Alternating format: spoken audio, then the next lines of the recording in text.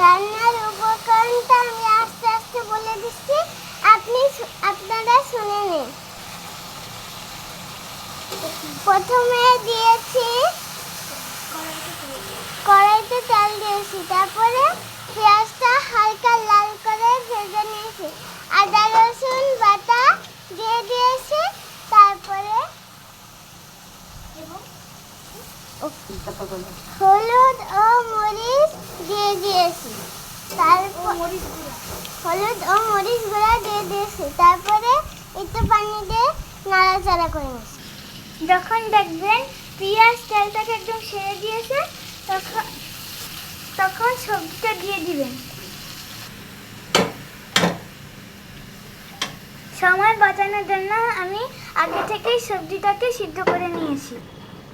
আপনারা ইচ্ছা করলে এটাকে কষায় সিদ্ধ করতে পারেন। রান্না হচ্ছে আমাদের সবজি, আর কিছুক্ষণের মধ্যেই কমপ্লিট হয়ে যাবে। সবজি যে সিদ্ধ করেছি সেগুলোতে আমি যা যা দিয়েছি আপনারা নিজেদের ইচ্ছা মতো দিতে পারেন। আর আমি দিয়েছি ডাঁটা, পটল, আলু, কাঁঠালের বিচি অর্ধেক করে কেটে নিয়েছি, চিচিঙ্গা, ধুন্দুল, ঝিঙ্গা, কয়েকটা সবজি দিয়ে ভালো মতো সিদ্ধ করে নেবেন। এবং কাঁকরোল। বুটের ডালটা আগে থেকে ভিজিয়ে রাখবেন পানিতে, তারপরে যখন সবজিগুলো সিদ্ধ করবেন তখন বুটের ডালটা সবজিগুলোর সাথে দিয়ে দিবেন।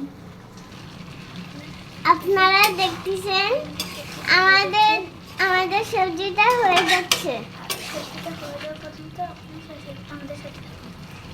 সবজিটা হয়ে যাওয়া পর্যন্ত আপনারা আমাদের সাথে থাকুন। এখন আমরা জিরার গুঁড়া দিয়ে নাড়াচাড়া দিয়ে দিব। জিরার গুঁড়া দিলে একটু গ্রান আসবে, এজন্য দিতে পারেন, আর ইচ্ছা করলে না দিলেও হবে। এবার একটা মিক্স হয়ে গেলে আমাদের সবজি কমপ্লিট। তারপর টেস্টি করে ভাত দিয়ে খাবো। আপনারাও মজা করে সবজি রান্না করে এমন করে খেয়েন, বাবুরাও খাবে। আমাদের সবজি হয়ে গেছে, এখন আমরা পরিবেশন করে নিই। তবে বলো, আপনাদের ভালো লাগলে আপনারা ট্রাই করতে পারেন। এবার বল নিচে উল্টা দিকে।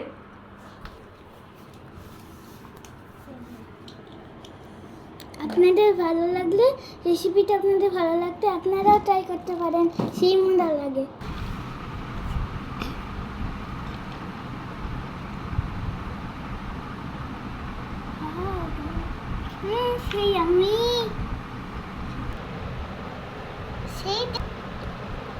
আপনারাও পারলে ট্রাই করে খেতে পারেন।